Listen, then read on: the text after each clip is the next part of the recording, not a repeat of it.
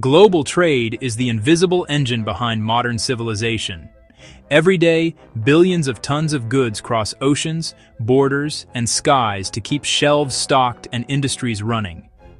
But what happens when this engine can no longer grow? When global trade reaches its structural limit? Today, we explore a world where trade stops expanding and begins to press against the hard boundaries of infrastructure, energy, and stability. Modern trade relies on four core pillars: transportation capacity, energy supply, financial systems, and geopolitical cooperation. Container ships, aircraft, railways, and trucks move goods along highly optimized routes coordinated by digital logistics platforms. Energy, from oil, gas, coal, and increasingly renewables, powers engines, port equipment, refrigeration, and warehouses. Banks, insurers, and payment networks settle transactions, hedge risks, and finance cargo flows. And trade agreements, customs frameworks, and shipping conventions keep goods moving relatively predictably across borders. For decades, improvements in containerization, logistics software, and infrastructure have allowed trade volumes to grow faster than global GDP. In this scenario, we assume no single catastrophic event. Instead, we examine what happens when global trade meets its physical, environmental, and political limits and can grow no further. The first signs that trade has reached its limit appear not as a sudden crash, but as persistent congestion and diminishing returns on investment. Major ports operate at or near maximum capacity year-round, with little idle time for cranes, berths, or container yards. Attempts to increase throughput by adding more ships simply result in more vessels waiting at anchorage, stretching turnaround times. Air cargo hubs experience chronic slot shortages, forcing airlines to prioritize only the highest value, most time-sensitive goods. Rail networks in key corridors run full-length trains at the maximum safe frequency, leaving minimal buffer for disruptions. Road freight carriers confront bottlenecks around cities, border crossings, and critical bridges where expansion is physically difficult or politically constrained. As volume presses against these bottlenecks, delays and variability increase. Instead of just-in-time delivery, businesses experience just-in-case delays, widening inventory buffers to absorb uncertainty. Shipping schedules become less reliable, and quoted transit times include larger safety margins. Insurance premiums rise as congestion increases the probability of spoilage, missed contracts, and demurrage charges. Energy constraints reinforce the limit. Even with efficiency improvements and some shift to lower carbon fuels, the total energy required to move each additional unit of trade grows due to longer detours, congestion, and diminishing route quality. Refineries, fuel terminals, and bunkering facilities operate close to capacity, leaving little flexibility in the system. Financial systems notice the flattening first. For decades, shipping companies, logistics firms, and port authorities base their investment models on growth expectations. When freight volumes stop increasing, revenue projections level off while maintenance and debt obligations remain. Investors demand higher returns or reduce exposure, making it harder to finance new capacity even where space theoretically remains. Governments, observing environmental pressures, impose tighter emissions limits on shipping, aviation, and heavy trucks. These policies reduce allowable fuel consumption and speed, further constraining throughput. The result is a global trade system that still functions, but struggles to grow beyond its established volume, pushing economies into a new regime. From an environmental standpoint, the limit of trade has mixed effects. On one hand, the plateau in cargo movement means that shipping-related emissions stop growing, reducing one driver of climate change relative to a business-as-usual scenario. Coastal air quality near ports improves slightly as older, less efficient vessels are retired, and speed limits reduce fuel burn. On the other hand, trade's fixed ceiling forces countries to reassess their resource strategies. Nations that previously relied on importing food, fuel, or raw materials begin expanding domestic extraction and agriculture to reduce vulnerability. This can increase local land use, water stress, and biodiversity impacts, especially in regions that ramp up production to compensate for import constraints. Climate adaptation materials, such as solar panels, wind turbines, batteries, and resilient infrastructure components, must now compete for finite shipping slots. Some projects are delayed or scaled down because physical logistics cannot support unlimited expansion, even when funding and policy support exist. Environmental progress becomes less about endless global scaling and more about optimizing what can be moved within the fixed capacity. Economically, a world where trade reaches its limit behaves differently from the growth-oriented model that dominated the late 20th and early 21st centuries. Export-led growth models, where countries expand manufacturing to serve distant markets, lose some of their power. Emerging economies that plan to scale up industrial exports face a saturated logistics network with limited additional throughput.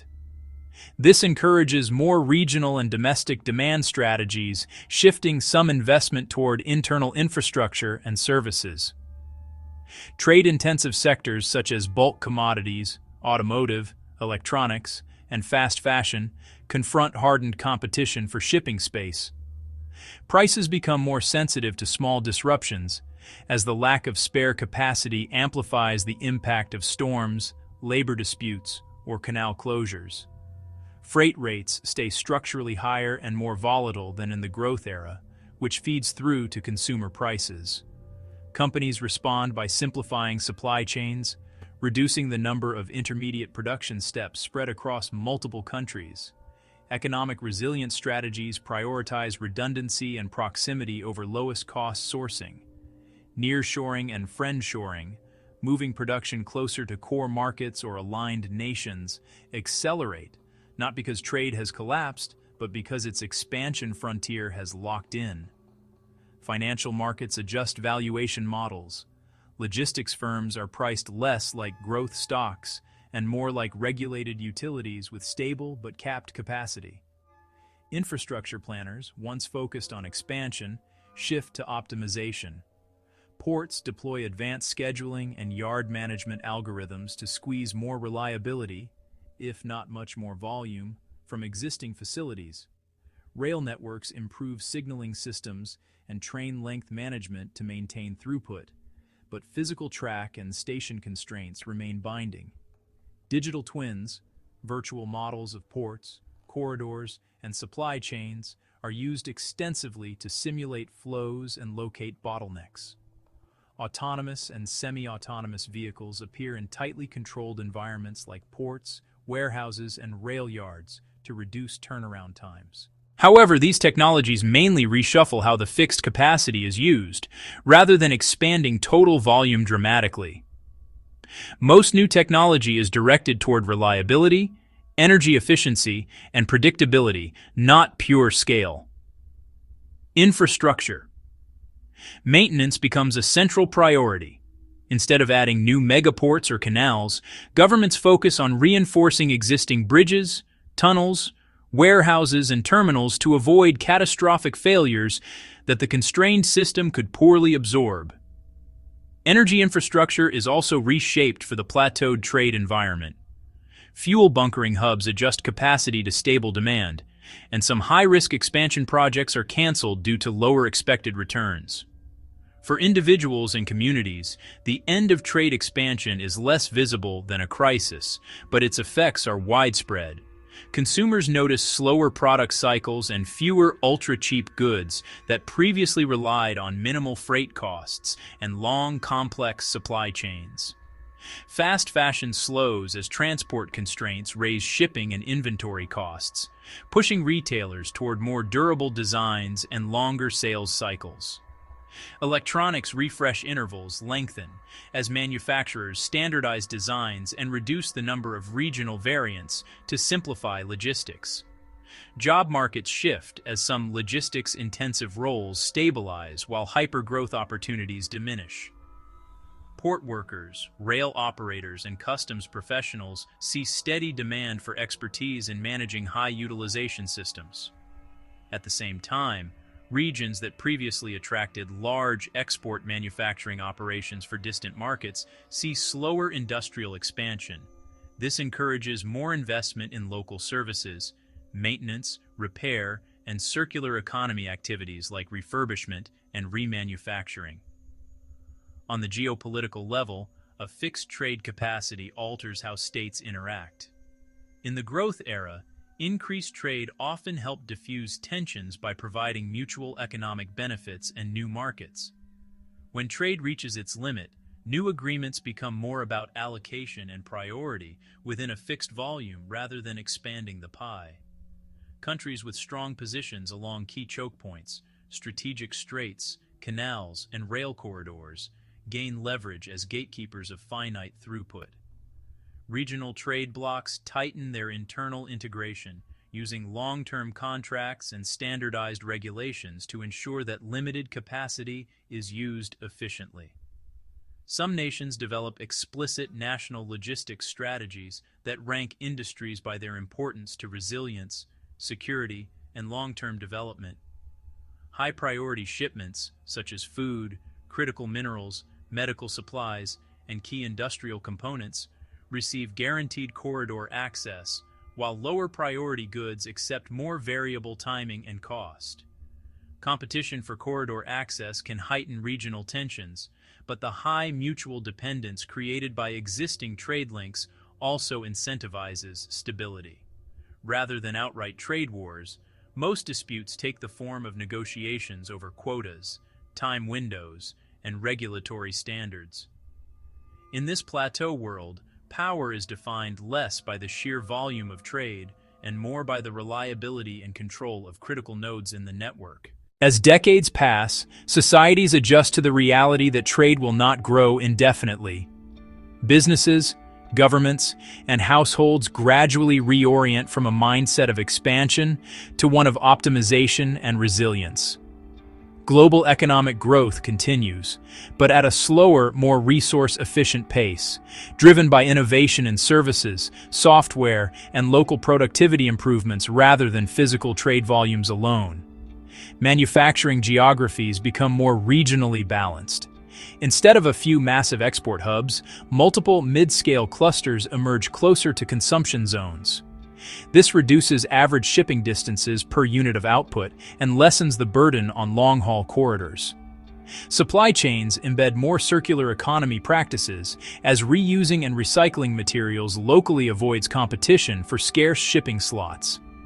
Designs prioritize repairability and modular replacement, reducing the need for continuous inflows of new products. Infrastructures and products are built with longer intended lifespans, as the logistics cost of frequent replacement is no longer negligible. At the national level, trade and industrial policies converge around the idea of strategic sufficiency. Nations aim not for strict self-sufficiency, which remains unrealistic, but for a balanced portfolio of domestic production, regional partnerships, and carefully managed global links. Critical inputs like food staples, medical supplies, and key industrial materials receive explicit buffers in the form of stockpiles, diversified suppliers, and redundant transport corridors. On the household level, people in many countries experience a more stable but less variety-rich consumer environment.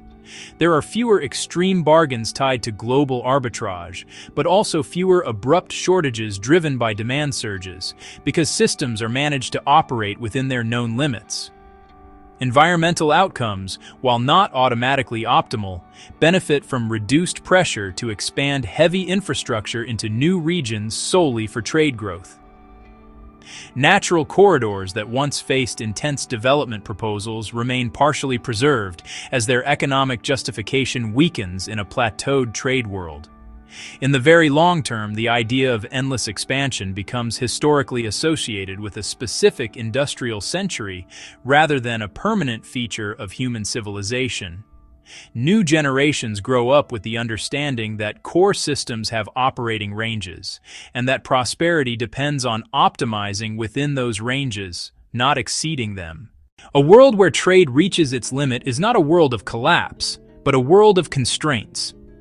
Instead of growing outward indefinitely, economies learn to grow inward, through efficiency, durability, and smarter use of limited capacity.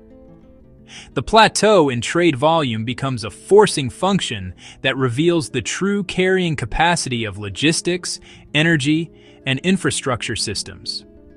Countries that adapt successfully do so by diversifying production, strengthening regional networks, and prioritizing essential flows over discretionary ones.